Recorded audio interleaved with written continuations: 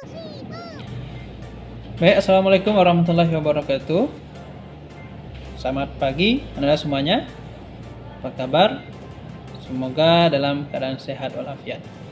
Baik, pada pertemuan kali ini kita akan membahas apa itu pengelolaan sistem informasi. Baik, sebelumnya bagi anda yang baru berkunjung, silahkan dukung channel ini dengan cara klik tombol subscribe di sini ya, di bawah. Kemudian like, komen, dan share. Nah, karena dukungan Anda sangat berarti untuk kemajuan daripada sistem ini, daripada channel ini, agar lebih banyak lagi orang yang menerima manfaat dari channel kita ini.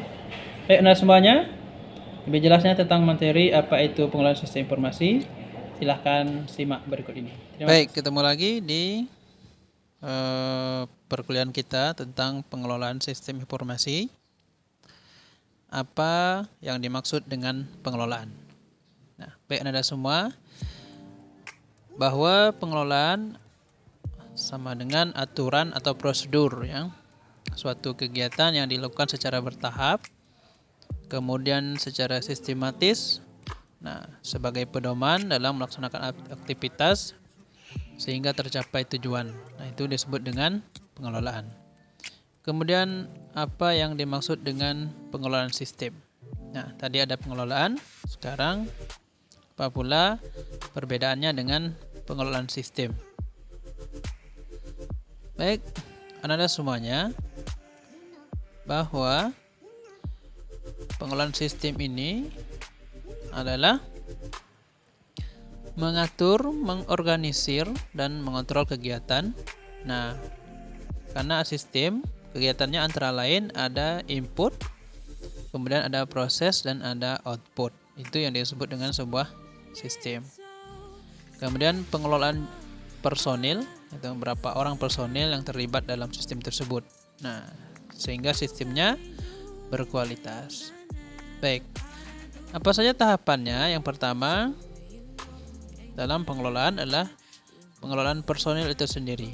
Di antaranya berapa jumlah personil yang terlibat, kemudian apa tugas dan tanggung jawabnya, kemudian kemampuannya apa ya, kemudian mengelola beban, bagaimana dengan kedisiplinannya, kemudian mengukur dan mengevaluasi kinerja dari personil.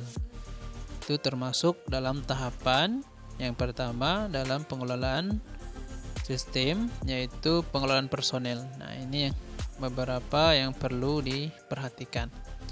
Kemudian yang kedua, pengelolaan terhadap kegiatan ya, antara lain membuat langkah-langkah kegiatan, misalnya formatnya ya.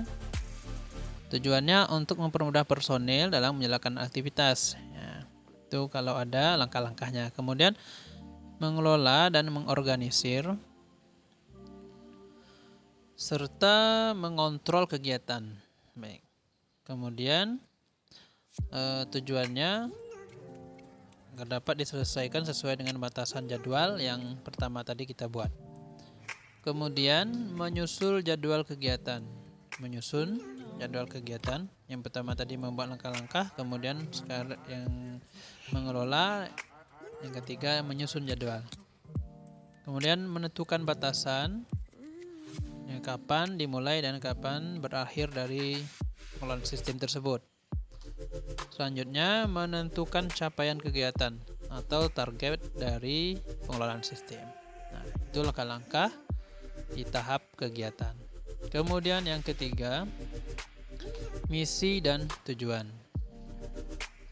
Di antaranya kita mengukur kualitas dari hasil kegiatan yang dilakukan oleh personil, kemudian menilai kesesuaian target yang ditentukan dengan tujuan sistem yang sudah tercapai. Kemudian selanjutnya menilai jumlah personil yang optimal seimbang dengan jumlah kegiatan yang menghasilkan kualitas sistem. Jadi berapa diperlukan personil yang bagus, kemudian yang sesuai. Kemudian apakah sistemnya mencapai performa yang terbaik. Nah, itu langkah-langkahnya. Kemudian Selanjutnya, pengelolaan sistem informasi. Secara umum, pengertiannya adalah merencanakan pembuatan sistem informasi dengan bertahap secara sistematis, terorganisir, dapat diterapkan sesuai dengan kebutuhan user atau pengguna dari sistem.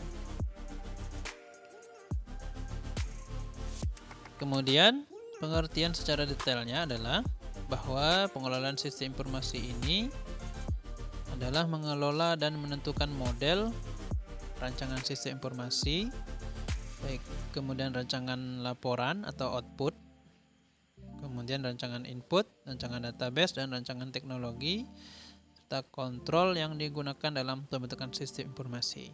Nah, itu kalau detailnya seperti itu. Nah, selanjutnya, apa saja tujuan pengelolaan dari sistem informasi ini? Di antaranya, yang pertama, untuk memudahkan, kemudian terkoordinirnya pengoperasian atau penggunaan aplikasi sistem informasi, maka perlu pengelolaan yang baik.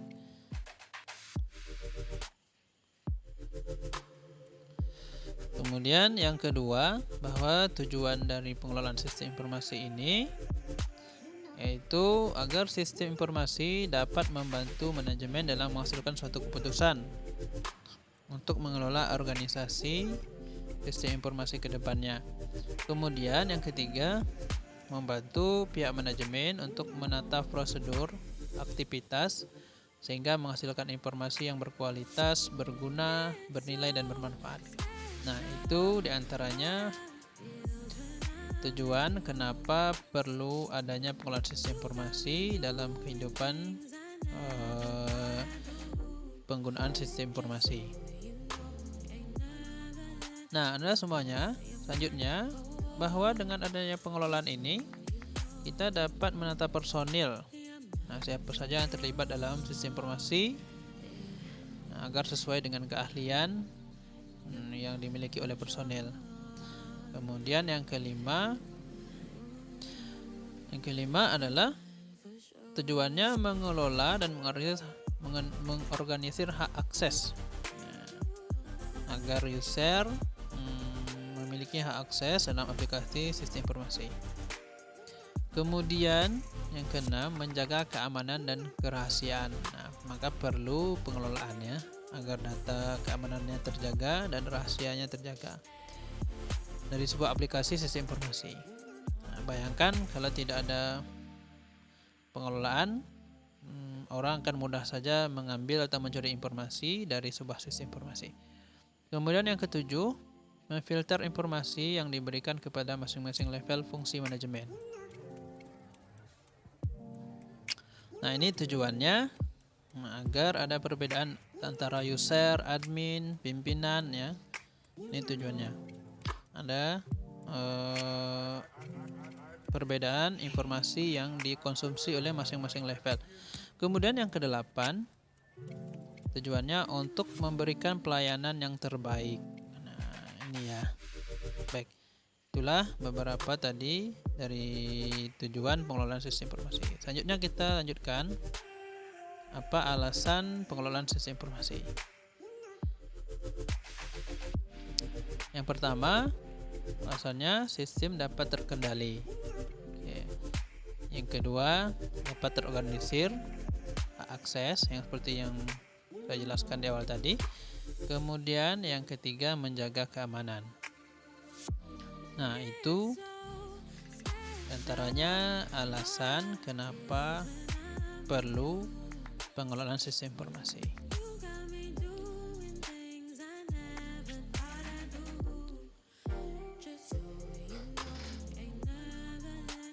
Kemudian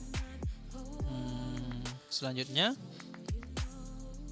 dapat ditelusuri histori data. Nah, siapa saja yang telah membuka sistem, siapa saja yang sudah bergabung ke sistem. Dengan adanya pengelolaan kita tahu ya, karena ada backup historinya tersimpan dengan baik. Kemudian menghasilkan informasi yang up to date, ya, sesuai dengan kebutuhan user. Tentunya sangat berbeda sistem informasi yang lama dengan yang baru. Nah, perlu adanya pengelolaan. Kemudian memudahkan dalam pengembangan sistem. Nah, itulah 6 alasan kenapa perlu adanya pengelolaan sistem informasi dalam kehidupan penggunaan sistem informasi ini ya. Nah, banyak sekali manfaatnya.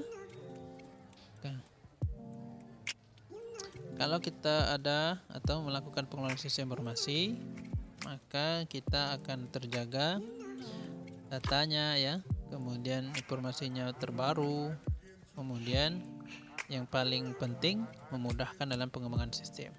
Nah, apa yang kurang, maka yang akan datang akan mudah dikembangkan. Nah, itu saja materi kita pada pertemuan kedua ini. Semoga bermanfaat dan bisa dipahami oleh Anda semuanya. Akhiri dengan mengucapkan alhamdulillah. Assalamualaikum warahmatullahi wabarakatuh.